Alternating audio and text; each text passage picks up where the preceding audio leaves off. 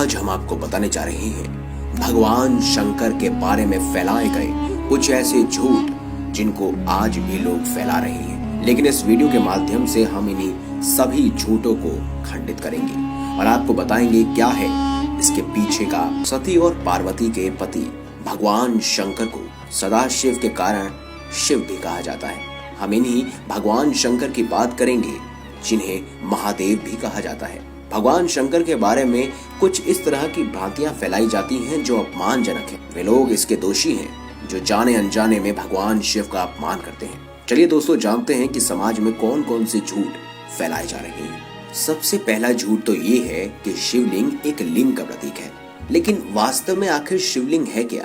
दोस्तों, ये दुख की बात है कि बहुत से लोग कालांतर में योनि और शिष्य की तरह शिवलिंग की आकृति को गढ़ा और उसके चित्र भी फेसबुक और व्हाट्सएप पर पोस्ट करते रहते हैं और उसके बारे में अलग अलग प्रकार की टिप्पणियां करते हैं। लेकिन दोस्तों, उसके पीछे का सच क्या है, चलिए जानते हैं। दोस्तों, शिवलिंग का अर्थ है भगवान शिव का आदि अनादि स्वरूप, शून्य आकाश अनंत ब्रह्मांड और निराकार परम पुरुष का प्रतीक होने से इसे लिंग कहा गया है। जिस तरह भगवान विष्णु का प्रतीक चिन्ह शालिग्राम है, उसी तरह भगवान शंकर का प्रतीक चिन्ह शिवलिंग है। इस पिंड की आकृति हमारी आत्मा की ज्योति की तरह होती है। साथ ही साथ आज के मॉडर्न साइंस के वैज्ञानिक ये मानते हैं कि एक शिवलिंग एक न्यूक्लियर आर्ट रिएक्टर है। इसके अलावा वो कहते हैं कि इसी के अंदर संपूर्ण ब्रह्मांड बसा हुआ है। तो अगली बार अगर आपसे कोई भी कहे कि शिवलिंग का अर्थ क्या है, तो आप साफ शब्दों में कहिएगा कि शिवलिंग का अर्थ है भगवान शिव का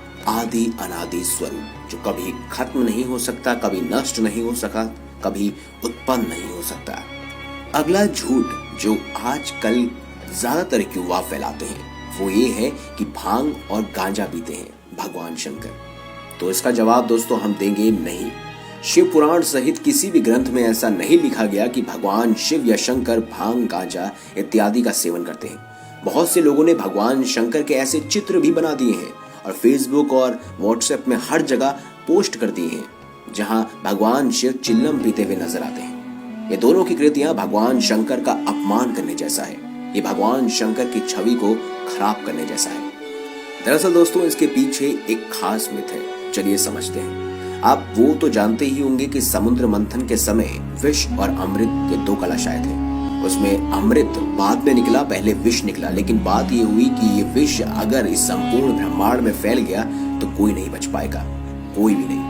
ऐसे में ये सारा का सारा दायित्व सौंपा गया भगवान शिव शंकर को और उन्होंने अपने कंठ में उस विष को बसा लिया, जिसकी वजह से उन्हें नीलकंठ भी कहा जाता है। और कभी कभार जब उन्हें तेज पीड़ा उत्पन्न होती थी तब उस समय वह गले में चंदन या फिर उसके लिए भांग का सेवन करते थे ताकि उनके गले में शीतलता बनी रहे। ऐसा कहीं नहीं वर्णन मिलता है कि भगवान शिव शंकर चिलम, भांग या गांजा पीते थे। तो दोस्तों, ये भी एक भ्रम है, एक झूठ है। एक और सवाल जो आजकल के लोग पूछते हैं, क्या भगवान शंकर को नहीं मालूम था कि गणेश पार्वती के पुत्र हैं? फिर उन्होंने अनजाने में उनकी गर्दन काट दी। ऐसा क्यों किया? फिर जब उन्हें मालूम पड़ा तो उन्होंने उस पर हाथी की गर्दन जोड़ दी। जब शिव जी ये नहीं जान सके कि उनका पुत्र कौन है तो फिर उन्हें भगवान क्यों कहा जाता है? दोस्तों, चलिए इसका उत्तर भी आपको देते हैं। भगवान शिव के संपूर्ण चरित्र को पढ़ना जरूरी है। उनके जीवन को लीला इसीलिए कहा जाता है। लीला उसे कहते हैं जिसमें उन्हें सब कुछ मालूम रहता है और फिर भी वे अनजान बनकर जीवन के इस खेल को सामान्य मानव की तरह खेलते हैं। लीला का अर्थ नाटक या कहानी नहीं है, एक ऐसा घटनाक्रम जिसकी रचना स्वयं प्रभु ही करते हैं और फिर उसमें इन्वॉल्व भी होते हैं। वे अपने भविष्य के घटनाक्रमों को खुद ही संचालित करते हैं। दरअसल भविष्य में होने वाली घटनाओं को अपनी तरह से घटाने की कला ही लीला है। यदि भगवान शिव ऐसा नहीं करते तो आज गणेश प्रथम पूजनीय देव न होते और उनकी गणना देवों में नहीं की जाती। और अगर उदाहरण के तौर पर अलग अन्य देवताओं के नाम लिया जाए, जैसे भगवान राम को सब कुछ मालूम था कि क्या घटनाक्रम होने वाला है, क्योंकि वो साक्षात विष्णु जी का रूप था। उन्हें मालूम था कि मृग के रूप में आया एक राक्षस कौन है, लेकिन सीता ने उनकी नहीं मानी। तब उन्होंने लक्ष्मण जी को सीता के पहरे के लिए छोड़ दिया और मृग के पीछे चले गए। इस तरह भगवान श्री कृष्ण अर्जुन से कहते हैं कि तू किसी को नहीं मार रहा, ये सब तो पहले ही मेरे द्वारा मारे जा चुके हैं। अब तो ये बस एक खेल चल रहा है, बारबरिक से जब महाभारत का वर्णन पूछा गया तो उसने कहा कि मैंने तो दोनों ही ओर से कृष्ण योद्धाओं को मरते हुए देखा है। इस तरह कहा जाता है कि सहदेव को महाभारत का परिणाम पहले ही मालूम था, लेकिन श्री कृष्ण ने उन्हें चुप रहने के लिए कहा था। यही तो है असली लीला। एक और खास सवाल आजकल के युग में उठता है। क्रिश्चियन धर्म के बारे में तो आप सब जानते होंगे, एडम और ईव। तो ऐसे में बहुत सारे लोगों का ये मतभेद रहता है कि क्या शिव पार्वती ही आदम और ईव है। दोस्तों, भगवान शंकर को आदिदेव भी कहा जाता है। शंकर के दो पुत्र थे, गणेश और कार्तिकेय। जैसा कि कहा गया है कि आदम के दो पुत्र कैन और हाबिल थे। कैन बुरा और हाबिल अच्छा। पार्वती ही क्यों ईव मानी जाती है? कुछ विद्वानों का मानना है कि स्वयंभू मनु और शतरूपा ही आदम और हवा थे। शिव का पहला विवाह राजा दक्ष की पुत्री सती से हुआ था, जो आग में कूदकर भस्म हो गई। उनका दूसरा विवाह पर्वत राज्य हिमालय की पुत्री उमा से हुआ, जिन्हें पार्वती भी कहते हैं, और पार्वती से उनको एक पुत्र की प्राप्ति हुई। प्रमुख रूप से शिव के दो पुत्र थे, गणेश और कार्तिकेय। गणेश की उत्पत्ति कैसे हुई ये आप सब जानते हैं, और कार्तिकेय की उत्पत्ति कैसे हुई ये भी आप सब जानते हैं, लेकिन इसका हम खंडन करना चाहेंगे। आपको बता दें कि भगवान शिव और पार्वती एडम और ईव नहीं है। अब एक खास सवाल जो कि बहुत ज्यादा रोचक भी है, क्या भगवान शिव ही शंकर, महेश, रुद्र, महाकाल और भैरव इत्यादि हैं?